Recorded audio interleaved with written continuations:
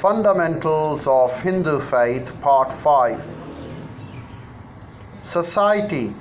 The third strand that has served to organize Hindu life is society.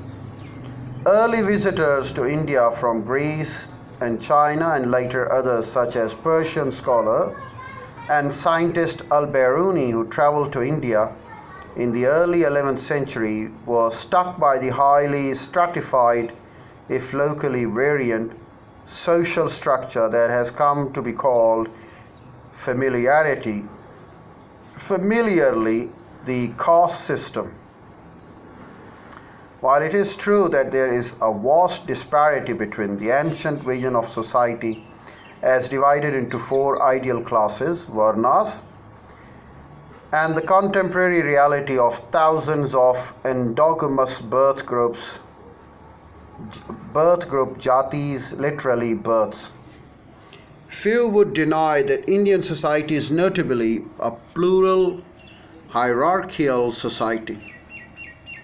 This fact has much to do with an understanding of the truth or reality as being similarly plural and multi-layered. Though it is not clear whether the influence has proceeded chiefly from the religious doctrine to society or vice versa. Seeking its own answer to this conundrum, a well-known Vedic hymn, Rig Veda 1090, describes how at the beginning of the time, primordial person, Purusha, underwent a process of sacrifice that produced a four-part cosmos, its human counterpart, and four-part social order comprising of Brahmins, priests, Kshatriyas, warriors, Vaishyas, commoners, and Shudras, the servants. So they were Brahmins, Kshatri, Vaish, and Shudras.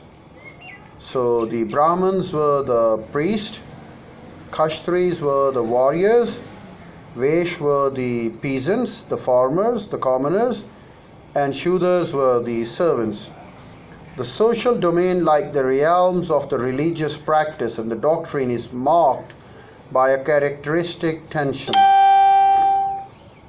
There is the view that each person or group approaches truth in a way that is necessarily distinct, reflecting its own perspective. Only by allowing each to speak and act in such terms can society constitute itself as a proper representation of truth or reality. Yet this context-sensitive habit of thought can too easily be used as legitimate social system based on privilege and prejudice. If it is believed that no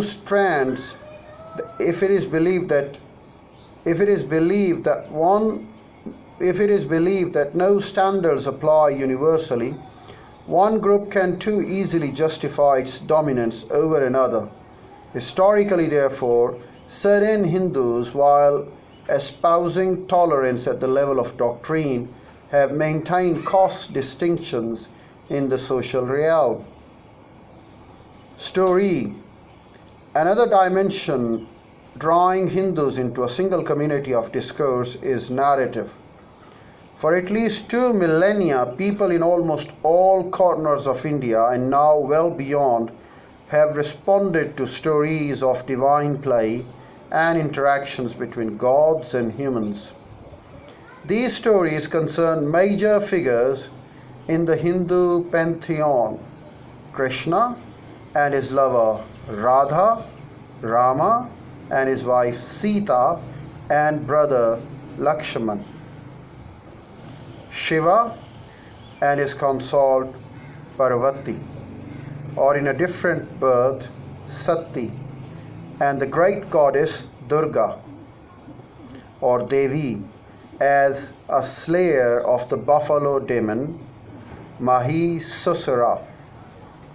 Often such narratives illustrate the interpretation of the divine and human spheres, with deities such as Krishna and Rama entering entirely into human drama. Many tales focus in different degrees on genealogies.